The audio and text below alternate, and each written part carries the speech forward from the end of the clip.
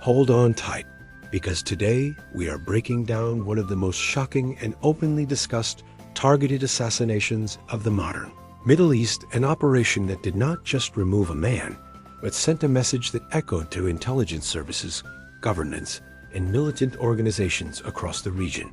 This is the story of how Ismaeil Haniyeh, the political leader of Hamas, was killed in the heart of Tehran, inside a compound controlled by Iran's Islamic Revolutionary Guard Corps, and why this single event fundamentally reshaped how power, fear, and intelligence are understood in the region.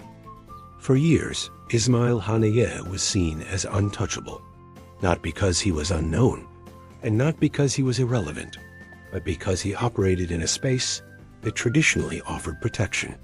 He was not a field commander hiding in tunnels, nor a weapons engineer driving to secret facilities.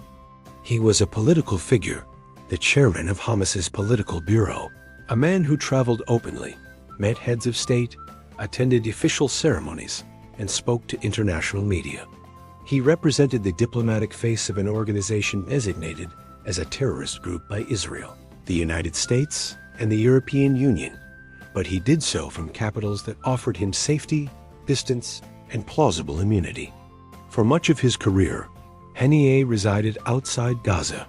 He spent extended periods in Qatar, particularly in Doha, where Hamas maintained a political office with the knowledge and tolerance of the Qatari government. He also traveled frequently to Turkey, another country that for years allowed senior Hamas figures to operate on its soil. These locations were not chosen randomly. They were chosen because they sat in a gray zone of international politics, countries that maintained complex relationships with Israel, the United States, and the broader Western alliance, while simultaneously engaging with Hamas. Before October 7, 2023, this status mattered. Israeli intelligence and security planners viewed Haniyeh as influential, but not urgent. Higher on the target list were figures like Mohammed Deif, the head of Hamas's military wing, men directly involved in operational planning, weapons development, and battlefield command. Haniyeh was seen as a strategist, a fundraiser, a political leader, someone who spoke the language of legitimacy, even while leading an organization committed to Israel's destruction.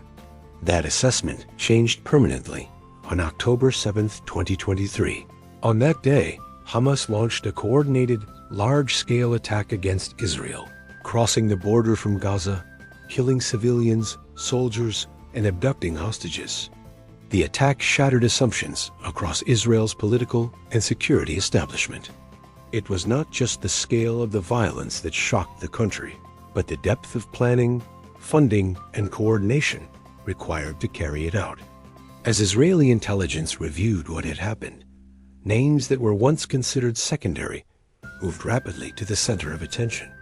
Ismaeil Haniyeh was one of those names. As the war unfolded, Israeli officials and intelligence analysts concluded that Haniyeh was not merely a symbolic leader.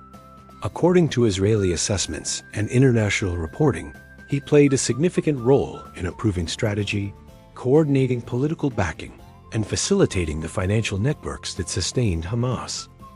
Money flowed through channels tied to Iran and its allies, and Haniyeh was deeply embedded in those relationships. From Israel's perspective, he was no longer just a political figure. He was part of the command structure responsible for mass violence. This shift in perception is critical to understanding what happened next. On July 31, 2024, Ismaeil Haniyeh traveled to Tehran, the capital of Iran. His visit was not secret. He was there to attend official ceremonies related to the inauguration of Iran's newly elected president, Mossad.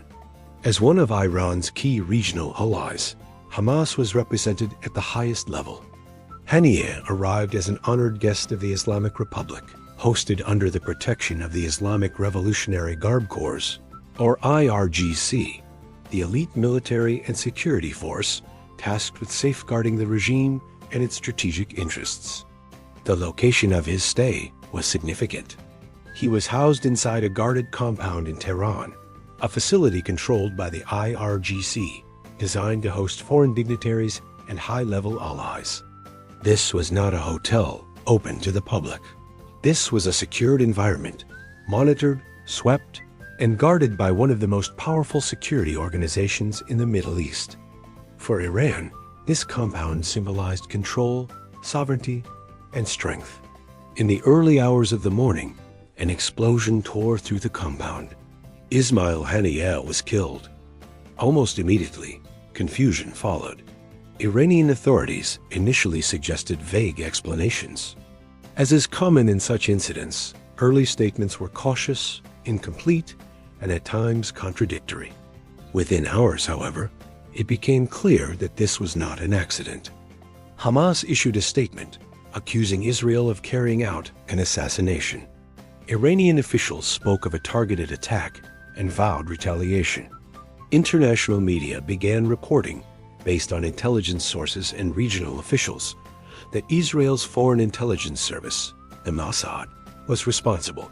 Israel, for its part, did not officially confirm responsibility. This silence was itself telling. In the world of intelligence operations, confirmation is not always the objective. Ambiguity can be just as powerful. What made this assassination extraordinary was not only who was killed, but where and how it happened. Tehran is not just any city. It is the political and security heart of a regime that has defined itself for decades through opposition to Israel. The IRGC is not a symbolic guard. It is a force deeply experienced in counterintelligence, internal surveillance, and regime protection. For an assassination to take place under its watch raised immediate and deeply uncomfortable questions for Iran's leadership. The first question was obvious. How did this happen? International reports, including coverage from outlets such as The Telegraph and Al-Sharq al-Awsat, described an operation that had been planned months in advance. According to these reports, an explosive device had been planted inside the room where Haniyeh would eventually sleep. The device was concealed in such a way that it went undetected despite routine security sweeps. When confirmation was received that Haniyeh was present in the room, the device was detonated remotely. If these reports are accurate, the implications are profound. First, it suggests deep intelligence penetration. Planting an explosive inside an IRGC-controlled compound would require access, time, and cooperation, either willing or unwitting, from individuals inside Iran. This leads to the concept that immediately dominated Iranian internal discussions after the assassination: the mole. The idea that someone within their own system had enabled the operation triggered fear, suspicion, and internal investigations across the security services. Second, it highlights the role of patterns and habits. Multiple reports indicated that Haniyeh had stayed at the same compound on previous visits to Tehran. High-level figures often rely on familiar locations, believing that repeated use increases safety. In intelligence work, the opposite is often true. Predictability creates opportunity. Third, the operation underscores a strategic calculation regarding location. Why Tehran? Why not Qatar or Turkey, where Haniyeh spent most of his time? The answer lies in geopolitics. Qatar, while hosting Hamas leaders, maintains complex diplomatic relations with Israel and plays a role in mediation. An assassination on Qatari soil would have triggered a major diplomatic crisis. Turkey, a NATO member with significant regional influence, would have posed even greater consequences. Iran was different.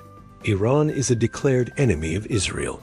Its leadership openly calls for Israel's destruction.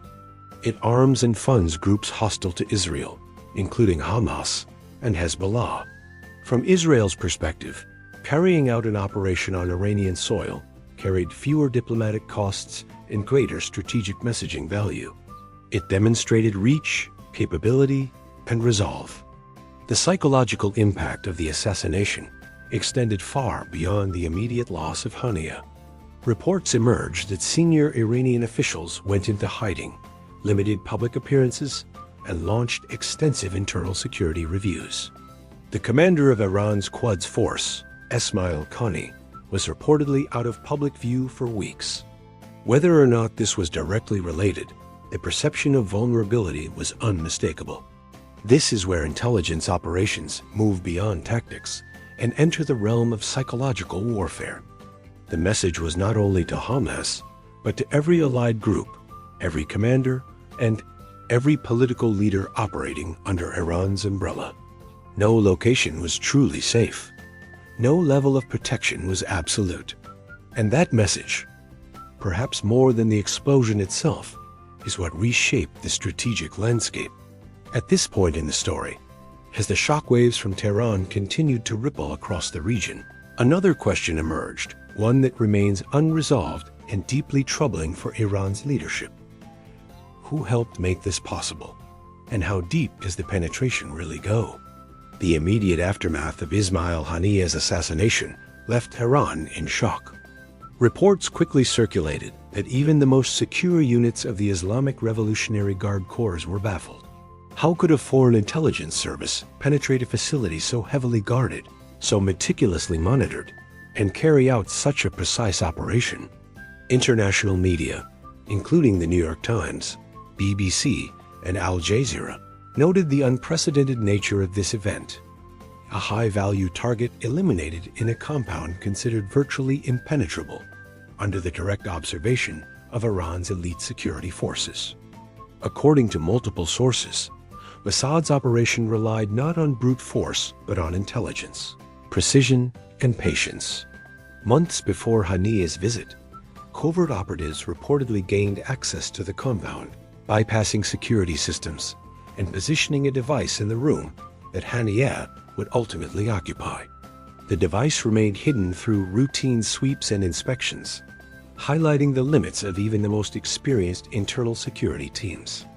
Analysts noted that this type of infiltration underscores a broader principle in intelligence work. Knowledge and access often trump firepower. Insiders and analysts alike speculated that the success of the operation required at least one mole within the Iranian system. While Iran conducted extensive investigations, they did not publicly confirm any findings. The very possibility of a mole-fueled paranoia across Tehran, leaving commanders questioning loyalties, reassessing routines, and tightening internal security protocols. This fear, analysts argue, is a crucial dimension of strategic intelligence operations. The operation's psychological impact may have been even more significant than the elimination of Haniyeh himself. Haniyeh's habits played a role in the operation's success. Sources indicate he routinely stayed in the same room of the same compound during multiple visits. Intelligence planners, observing these patterns, identified an opportunity. Repetition created predictability, and predictability is a vulnerability in any high-security context. While most figures of his stature would vary accommodations and schedules to avoid detection, Haniyeh's adherence to routine made the operation feasible. It's a stark example of how behavioral analysis intersects with operational planning in intelligence work. The choice of Tehran was strategic. Although Haniyeh spent significant time in Doha, Qatar, or Istanbul, Turkey, operations in those locations carried substantial diplomatic risk. Qatar, for instance, maintained a delicate balance, hosting Hamas officials while engaging in indirect relations with Israel and the United States. An attack on Qatari soil could have triggered a severe diplomatic incident, potentially jeopardizing Israel's regional relationships and broader negotiations. Similarly, Turkey, despite tensions, remained a complex partner in international affairs. In contrast, Iran was a declared enemy of Israel. The political calculus favored Tehran as the location where a successful operation could be executed with the greatest strategic effect and minimal international blowback. At approximately 1:30 a.m. local time, as Haniyeh settled in his assigned room, reports indicate that the device was remotely detonated. The explosion was described as powerful enough to destroy the immediate area while limiting wider collateral damage. Emergency response teams, present for protocol reasons, entered the scene only to confirm that Haniyeh had been killed. Injuries to others were reported, but were secondary in comparison to the operation as central objective. Eliminating the target without causing indiscriminate harm. The impact within Iran was immediate. Senior officials, including commanders of the Quds force, went into hiding or restricted public appearances.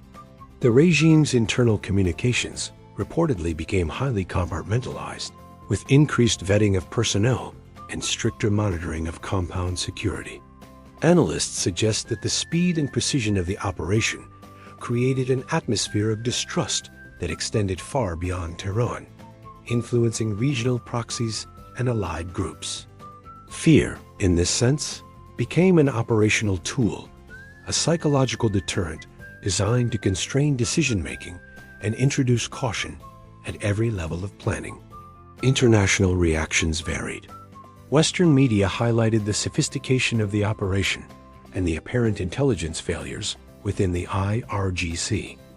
Regional actors closely aligned with Iran expressed condemnation, framing the event as a breach of sovereignty and a provocation. At the same time, Israel maintained its official stance of silence. Israeli defense. Minister statements alluded to necessary actions against threats, but no direct confirmation was offered. Analysts note that this deliberate ambiguity serves multiple purposes: signaling capability, maintaining plausible deniability, and amplifying the psychological effect on adversaries. The assassination also sent ripples through Hamas itself. While Haniyeh was a political figure rather than a military commander, his removal disrupted coordination, financial channels, and strategic decision-making. Reports suggest that temporary power vacuums emerged within the organization, prompting urgent internal reorganization. Allies and operatives of Haniyeh were forced to reassess routines, secure communications, and evaluate risk. The long-term consequence, according to intelligence observers, was a recalibration of operational security across Hamas networks and affiliated organizations. Examining the broader implications, this operation exemplifies several recurring principles in modern intelligence: the use of behavioral analysis to identify vulnerability, the exploitation of insider access, the targeting of high-value individuals in politically sensitive locations, and the deliberate application of psychological pressure to influence adversary behavior.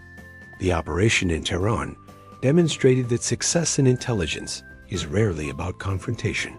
It is about preparation, observation, timing, and subtlety. Furthermore, the event reinforced the notion that political and psychological objectives often complement kinetic actions. The assassination was not only about removing Haniyeh from the chessboard, it was about sending a clear and undeniable message. Even within what is considered the safest environment in enemy territory, exposure and risk remain. Security services, no matter how elate, are fallible. This perception reshapes how adversaries plan, communicate, and move, creating strategic advantages that extend beyond a single tactical success. As months passed, media outlets continued to analyze the Tehran assassination. Open-source reporting detailed the chain of events, the involvement of Mossad as widely reported, and the ongoing investigations by Iranian security forces. Experts highlighted that operations of this magnitude require coordination, patience, and access to intelligence that only insiders can provide. The operation became a case study for modern intelligence strategy, illustrating the intersection of human intelligence, behavioral analysis, and psychological impact in executing complex missions. The operation also renewed debate on the ethics and legitimacy of targeted killings in international law. While Israel's justification rested on self-defense against a leader implicated in mass casualty attacks, observers noted that assassinations within the territory of a sovereign state, particularly a hostile one, raise complex questions. Nonetheless, the clear outcome, combined with the lack of direct international retaliation, reinforced the operation's strategic effectiveness. Finally, the assassination left a lasting impression on the calculus of regional power. Iran, Hamas, and allied groups adjusted operational security, monitored communication channels more aggressively, and reconsidered patterns of travel and behavior for key figures. Israel demonstrated its ability to reach high-value targets even in the most protected environments. The message, widely recognized in the open media, was unambiguous. No one is beyond reach, and intelligence operations, when executed with precision and patience, can decisively alter strategic dynamics without triggering open war. In conclusion, the Tehran assassination illustrates the interplay of intelligence, strategy, and psychological impact in the modern Middle East. It underscores the importance of habit analysis, insider access, operational patience, and the calculated use of fear. While the details of covert operations remain partially hidden, publicly reported facts reveal a masterclass in targeting, timing, and strategic messaging, shaping the behavior of adversaries for months and years to come. The story of Ismaeil Haniyeh's assassination remains a defining example of how intelligence agencies operate in the shadows, how precision and planning trump brute force, and how the ripple effects of a single operation can reverberate across an entire region. If you found this video intriguing, make sure to like and subscribe. Share it with friends and leave your thoughts in the comments below. This video is created purely for informational and documentary purposes. All events and operations depicted are based on historical records, publicly available sources, and verified research. The content is intended to educate and inform viewers about international intelligence activities and espionage history. We do not endorse, support, or take sides on any political, national, or organizational matters, and no part of this video should be considered as promoting or justifying any action shown. This is strictly an educational and documentary presentation.